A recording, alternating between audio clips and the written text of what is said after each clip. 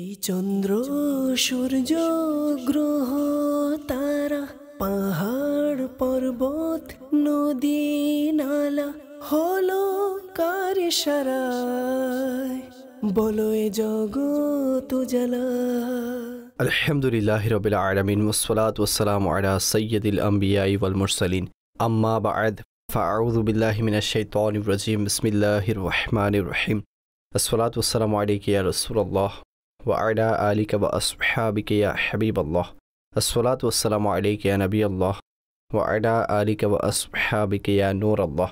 দর্শকবৃন্দ এবং ছোট্ট বন্ধুরা, বিস্ময়কর পৃথিবী প্রোগ্রামে আরেকবার আপনাদের সবাইকে জানাই ওয়েলকাম, খোশামদেদ। ছোট্ট বন্ধুরা, ইনভেস্টমেন্ট খুবই ইম্পর্টেন্ট বিষয়।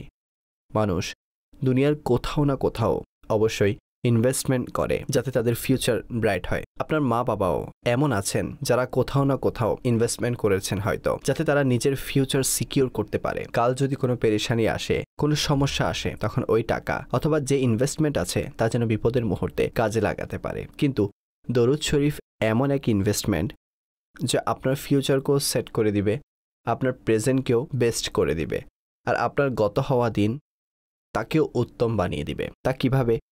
নবী পাক সাল্লাল্লাহু তাআলা আলাইহি ওয়াসাল্লামের ফরমান হচ্ছে, যে কেউ আমার উপর একবার দরুদ শরীফ পাঠ করলো, আল্লাহ পাক তার উপর 10 বার রহমত নাজিল করেন। এটি হচ্ছে প্রেজেন্ট, তার 10টি মর্যাদা বৃদ্ধি করে দেন। এটি ফিউচারে তার 10টি মর্যাদা বৃদ্ধি পাবে, আর তার 10টি গুনাহ ক্ষমা করা হয়।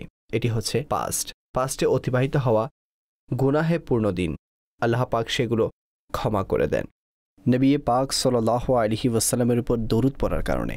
তাই দরুদ শরীফ পাঠ করুন। প্রতিদিন 313 বার দরুদ শরীফ পাঠ করার নিয়ত করে নিন।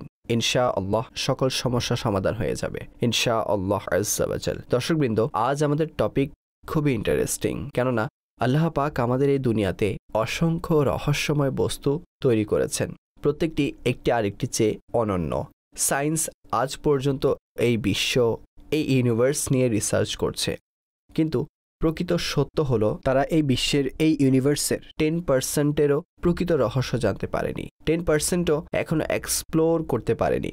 নিঃসন্দেহে এই বিশ্বের রহস্য আল্লাহ পাক এবং তার শেষ নবী মুহাম্মদে আরবি সাল্লাল্লাহু তাআলা আলাইহি ওয়াসাল্লামই ভালো জানেন।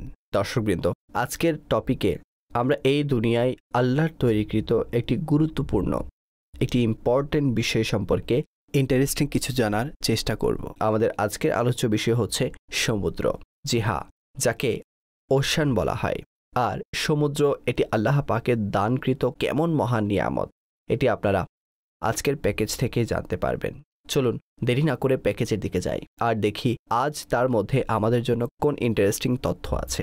এই চন্দ্র সূর্য, অনেক লোক সমুদ্রকে দেখতে এবং এর আওয়াজ শুনতে পছন্দ করেন, এর বিশাল আকৃতি দেখে আশ্চর্য প্রকাশ করেন। আমাদের দুনিয়ার 72% এরও অধিক অংশ পানি দিয়ে আবৃত, অর্থাৎ আমাদের দুনিয়ার 3 ভাগই হলো সমুদ্র। সমুদ্রের পানিকে পান করা যায় না, কেননা সমুদ্রের পানি অনেক বেশি লবণাক্ত। এর পানিকে স্যালাইন বলা হয়। আমাদের এই পৃথিবীতে মৌলিকভাবে 5টি সমুদ্র আছে, আর 5টি একে অপরের সাথে সংযুক্ত, কিন্তু নাম ভিন্ন।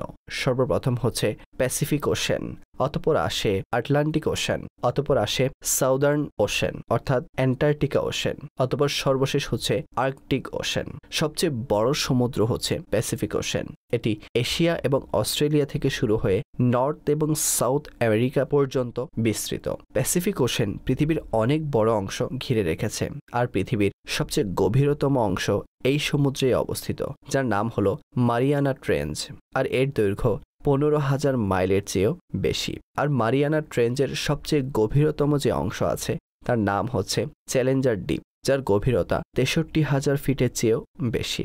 বলা হয় যদি এই জায়গায় দুনিয়ার সবচেয়ে বড় পাহাড় মাউন্ট এভারেস্টকে রাখা হয় তাহলে তা সম্পূর্ণ ডুবে যাবে, তবুও অনেক জায়গা বাকি অবশিষ্ট থেকে যাবে। দ্বিতীয় বড় সমুদ্র হচ্ছে আটলান্টিক ওশেন। যদিও এটি দ্বিতীয় নম্বরে, তবু এটি অনেক বড়। যদি মানচিত্রে দেখা হয় তাহলে এটিকে দেখতে এর মতো লাগে, আর এটি দুনিয়ার পুরনো অংশ, অর্থাৎ ইউরোপ, এশিয়া এবং আফ্রিকাকে নিউ ওয়ার্ল্ড অর্থাৎ আমেরিকা থেকে পৃথক করে। তৃতীয় নাম্বার হচ্ছে ইন্ডিয়ান ওশেন। সবচেয়ে বেশি হামবেক হোয়েল এই সমুদ্রেই পাওয়া যায়। আর প্রকৃত বাস্তবতা হচ্ছে সবচেয়ে বেশি তেল এই সমুদ্রেই পতিত হয়েছে, যার কারণে ইন্ডিয়ান ওশেনের সামুদ্রিক জীব বৈচিত্র্যে অনেক ক্ষতি হয়েছে। সাউদার্ন ওশেন, যাকে অ্যান্টার্কটিক ওশেনও বলা হয়, এই সমুদ্র অ্যান্টার্কটিকা মহাদেশের সাউদার্ন পার্টকে ঘিরে রেখেছে। আর এটি দুনিয়ার 3 সমুদ্র প্যাসিফিক, আটলান্টিক এবং ইন্ডিয়ান ওশেনের সাথে মিলিত হয়। পেঙ্গুইনের সবচেয়ে বড় প্রজাতি, যাকে এম্পেরর পেঙ্গুইন বলা হয়, এই সমুদ্রেরই বরফের অংশে বসবাস করে। অ্যান্টার্কটিকা মহাদেশের সাথে সংযুক্ত হওয়ার কারণে এই সমুদ্র অনেক বেশি শীতল। আর্কটিক ওশেন অন্যান্য সমুদ্রের তুলনায় তো অনেক ছোট, তবে এরপরও এটি অনেক বড় সমুদ্র। এর চারপাশে বরফ আর বরফ। গরমের দিনে যখন বরফের কিছু অংশ গলে যায় তখন তা এই সমুদ্রেই মিশে যায়, আর শীতকালে এর পানি জমে পুনরায় বরফ হয়ে যায়। আশ্চর্যজনক বিষয় হচ্ছে সমুদ্রের মধ্যে আগ্নেয়গিরিও রয়েছে। এর সাথে সাথে সামুদ্রিক প্রাণী এবং সামুদ্রিক গাছপালার আকৃতিতে সমুদ্রের মধ্যে হাজার প্রকারের সৃষ্টিজীব পাওয়া যায়। সমুদ্রের গভীরে যেখানে আলোও পৌঁছায় না, সেখানে এমন রহস্যময় সৃষ্টিজীব পাওয়া যায় যা নিজেই আলোকময়। মহান আল্লাহ পারা 14 সূরা নাহালের আয়াত নম্বর 14-তে ইরশাদ করেন, সমুদ্র এবং এর থেকে প্রাপ্ত উপকারিতা বিস্তারিতভাবে বর্ণনা করেছেন। তর্জমা, আর যিনি সমুদ্রকে তোমাদের অধীন করেছেন। আল্লাহ পাক মানুষকে সমুদ্র থেকে উপকার অর্জন করার শক্তি দান করেছেন।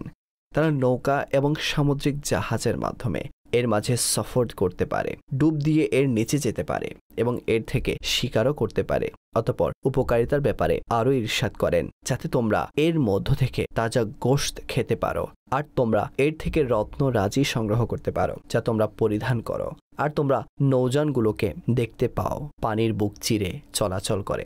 সমুদ্রের মধ্যে মানুষের জন্য অসংখ্য উপকারিতা রয়েছে। এর মধ্যে 3টি উপকারিতা আল্লাহ পাক এ আয়াতে বর্ণনা করেছেন। প্রথম উপকারিতা হচ্ছে তোমরা এর থেকে তাজা গোশত খাও। এর দ্বারা উদ্দেশ্য মাছ। স্মরণ রাখবেন, সামুদ্রিক প্রাণীদের মধ্যে শুধুমাত্র মাছের গোশত হালাল। দ্বিতীয় উপকারিতা, তোমরা সমুদ্র থেকে রত্ন আহরণ বের করো যা তোমরা পরিধান করে থাকো। রত্ন দ্বারা উদ্দেশ্য ইয়াকুত ও মারজান, আর পরিধান দ্বারা উদ্দেশ্য নারীদের পরিধান, কেননা গহনা নারীদের সৌন্দর্য, আর যেহেতু গহনা দ্বারা নারীদের সাজসজ্জা করা পুরুষদের জন্য হয়ে থাকে, এই কারণে এটি এক প্রকারে পুরুষদেরও সৌন্দর্য এবং ভূষণ। সুবহানাল্লাহ। তৃতীয় ফায়দা, আর তোমরা এর মধ্যে নৌকাসমূহ দেখে থাকো যা পানিকে চিরে চলাচল করে। অর্থাৎ যদি তোমাদের মধ্যে কেউ সমুদ্রে যায় তাহলে সে দেখতে পাবে বাতাসের গতি একদিকে হওয়া সত্ত্বেও নৌকাসমূহ পানিকে চিরে আসা যাওয়া করছে। কোরআনে পাকের আরেক জায়গায় আল্লাহ পাক ইরশাদ করেন, অর্থাৎ যাতে তোমরা তার অনুগ্রহ অন্বেষণ করো এবং তোমরা কৃতজ্ঞতা প্রকাশ করো। অর্থাৎ সমুদ্রকে আল্লাহ পাক তোমাদের অধীনে এজন্য দিয়েছেন যাতে তোমরা ব্যবসায়ীর উদ্দেশ্যে সমুদ্রে সফর করো, আল্লাহ পাকের অনুগ্রহে উপকারিতা অর্জন করো। আর যখন তোমরা আল্লাহ পাকের অনুগ্রহ ও দয়া পাবে তখন তোমাদের উচিত এই কারণে তোমরা আল্লাহ পাকের শুকরিয়া আদায় করো। এভাবে কোরআনে পাকে আল্লাহ তাআলা সূরা বাকারায় নিজের একত্ববাদ এবং কুদরতের দলিল আলোচনা করে সমুদ্রের ব্যাপারে ইরশাদ করেন, যার তর্জমা হচ্ছে, আর নৌকাসমূহে যা নদীতে মানুষের কল্যাণে চলাচল করে, আর ওই পানিতে যা আল্লাহ আকাশ থেকে নাজিল করেছেন, অতঃপর তা দ্বারা মৃত জমিনকে সজীব করেছেন এবং জমিনে সব রকম জীবজন্তু ছড়িয়ে দিয়েছেন, আর আবহাওয়ার পরিবর্তন এবং মেঘমালা যা আসমান ও জমিনের মাঝে হুকুমের অধীন, সে সমস্ত বিষয়ে বুদ্ধিমানদের জন্য নিদর্শন রয়েছে।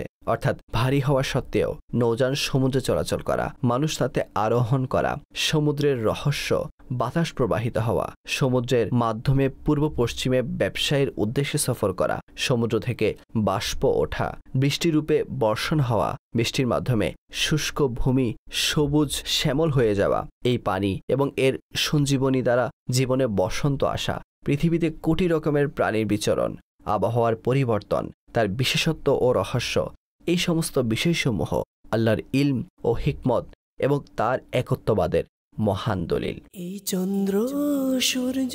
দর্শকবৃন্দ, দুনিয়ার প্রতিটি বস্তু আল্লাহ পাকের সত্তাকে জানান দেয়। ঠিক এভাবেই এই বড় ও প্রশস্ত সমুদ্র আর এর রহস্যসমূহ আমাদেরকে জানাচ্ছে যে কেউ তো আছেন যিনি এই বিশ্বের সৃষ্টিকর্তা এবং এর কার্যক্রমের পরিচালক, একে পরিচালনাকারী। আই হোপ আজকের এই প্যাকেজে আপনারা অনেক কিছু শিখতে পেরেছেন। আর যদি আপনারা অনেক কিছু শিখে থাকেন, এটিকে মুখস্থ করে নিন, আল্লাহ পাকের শুকরিয়াও আদায় করুন।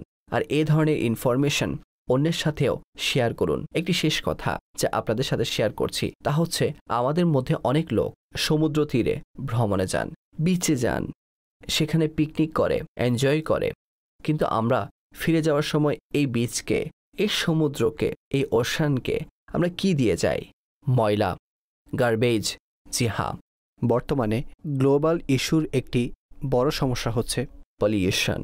এই ময়লার কারণে সামুদ্রিক প্রাণী, ওশান অ্যানিম্যালস এর অপূরণীয়, যা পূরণ করা যায় না এমন অনেক বেশি ক্ষতি হয়ে যাচ্ছে এবং হচ্ছেও। আর বাস্তবতা হচ্ছে আমরা এর মাধ্যমে নিজেরা অনেক বেশি ক্ষতি করছি। আমাদেরকে আমাদের প্রিয় মাযহাব ইসলাম এই শিক্ষাই দিয়েছে পরিচ্ছন্নতা হচ্ছে ঈমানের অর্ধেক। তাই আমাদের নিজেদেরকেও পরিষ্কার পরিচ্ছন্ন রাখতে হবে, আমাদের আশেপাশের পরিবেশও পরিষ্কার পরিচ্ছন্ন রাখার চেষ্টা করতে হবে। ইসলামের এটাই শিক্ষা।